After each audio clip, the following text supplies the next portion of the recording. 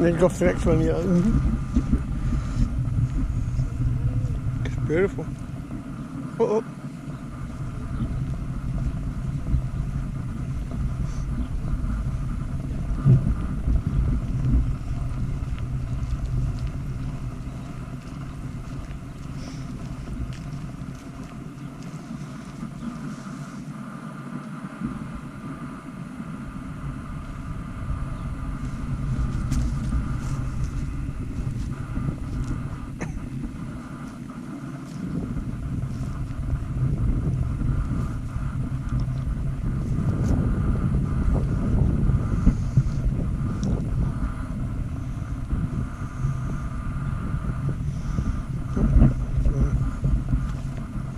That'll be right.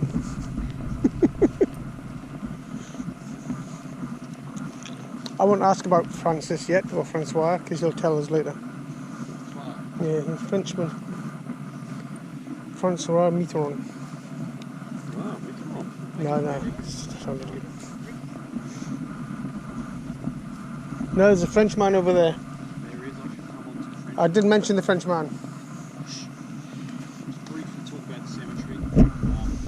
Basically 1914, 1915. There are some Australians here that were interred here after the First World War. Basically, all the guys on this side buried just after they died in this area. Two Frenchmen in here, and you can see the French have a different way of decoration, like a cross. So all there's a cross. Other than this one, this one's all snow. Get to see the French, I don't think we are part of the sea. The one there, of all French cemeteries, sort of laid out the crosses. They were very rarely found.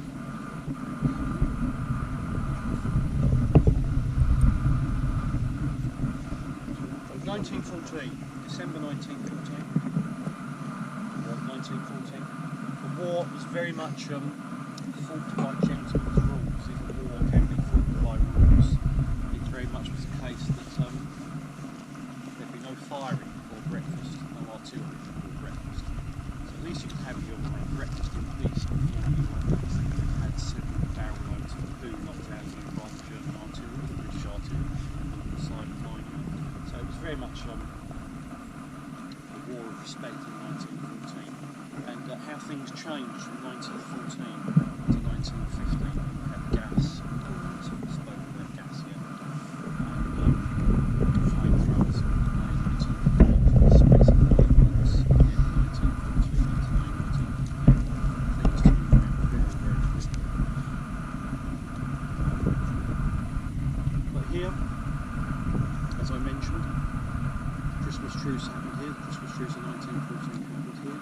It happened up at the scene where the bus took up. It happened all the way along here to there. How do I know it? Because I have a letter here from a guy who didn't type it out, I typed it out. It's from his letter to his name. His name is Sir Edward Hamilton Westrow House. And by coincidence, he lived near where I live. So it's a special meaning to me. And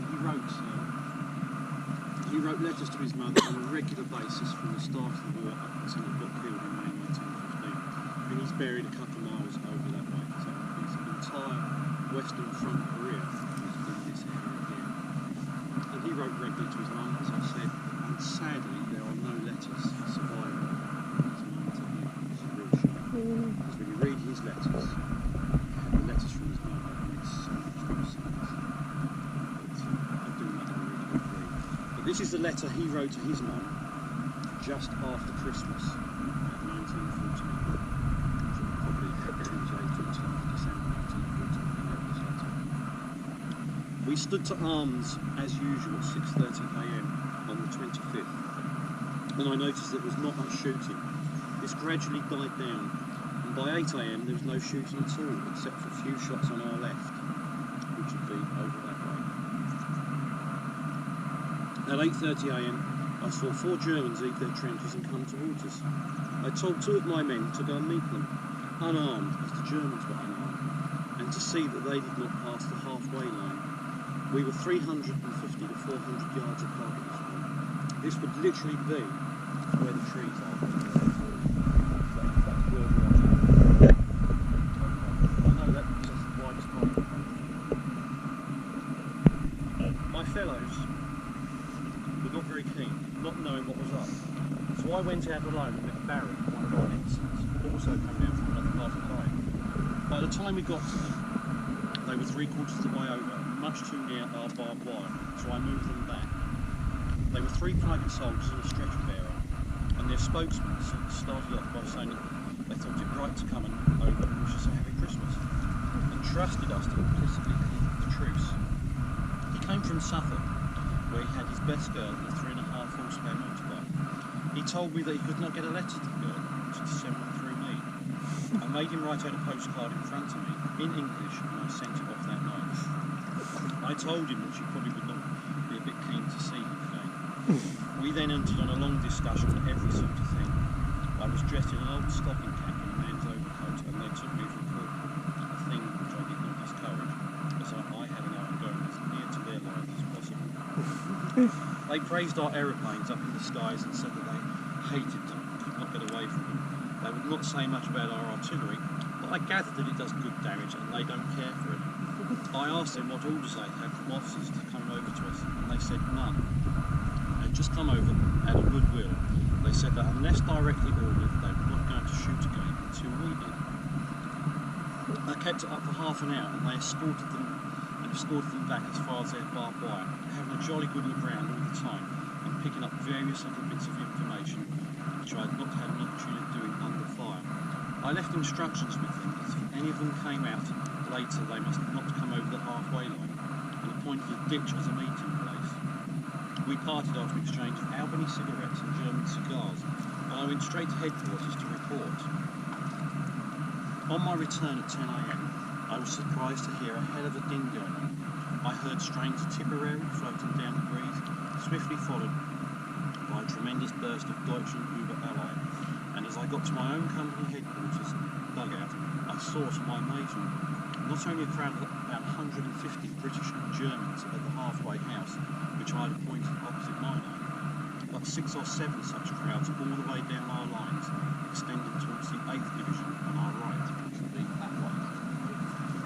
I found 2 German officers. I explained to them that strict orders must be maintained as to meeting halfway, and everyone unarmed, and we both agreed not to fire until the other did, thereby creating a complete deadlock and armistice if strictly observed.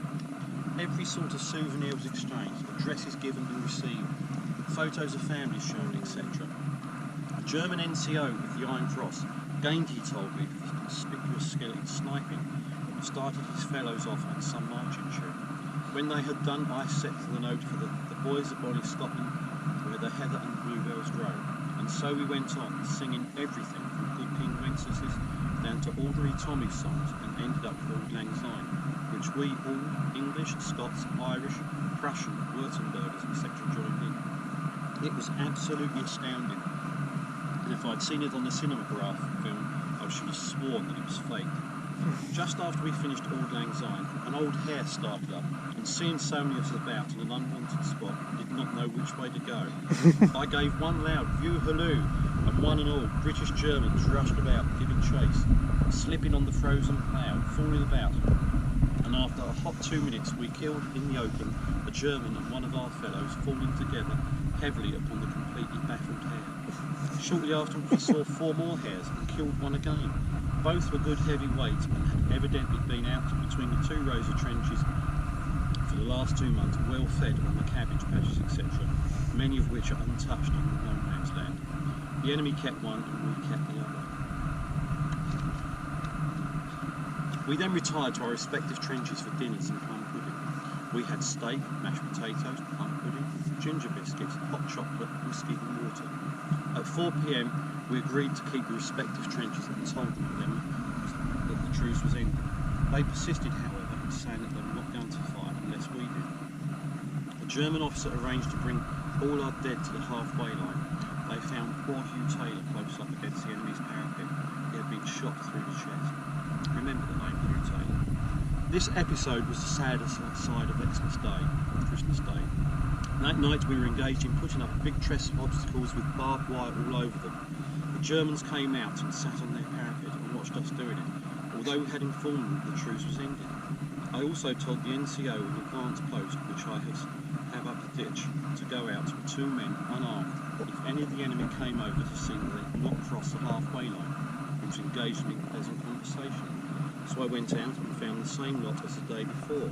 They had told me again that they had no intention of firing and wished the truce to continue. I had instructions not to fire until the enemy did. I told them, and so the same comic temporary truce continued on the 26th, and again at 4:30 p.m. I informed them the truce was at an end. We had sent them over some plum puddings, and they thanked us heartily for them and retired again. The only difference being that they insisted that all the men being out in no man's land, 1 NCO and 2 men were only allowed out, and the enemy therefore sent fewer. I was just going to have another sleep at 8 a.m. when I found that the enemy again were coming to talk to us at 7:27.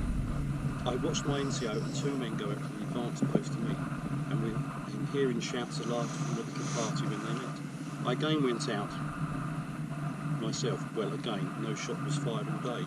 And in the evening, we were relieved by the Grenadiers, quite openly, not crawling around on all fours as usual. And we handed out instructions to the Grenadiers in case the enemy still wished to pay visits. The whole business of the past 3 days has been extraordinary and not easy to explain.